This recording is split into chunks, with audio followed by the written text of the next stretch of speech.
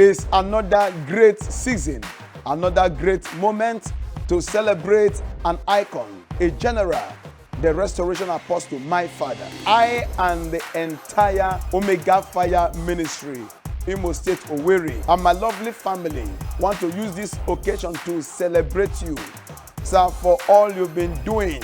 All you've been doing as a father, as a mentor, as a coach. Thank you for your prayers. Thank you for your teachings. Thank you for your leading. Thank you for everything you've been doing. Thank you, Daddy, for providing your shoulders, because by virtue of your shoulder, we've been able to climb to see further. Thank you so much.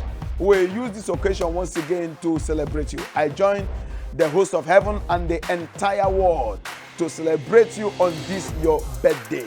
Happy birthday, my father. We love you. The Lord bless you continually. In Jesus' name. Hip, hip, hip, hooray!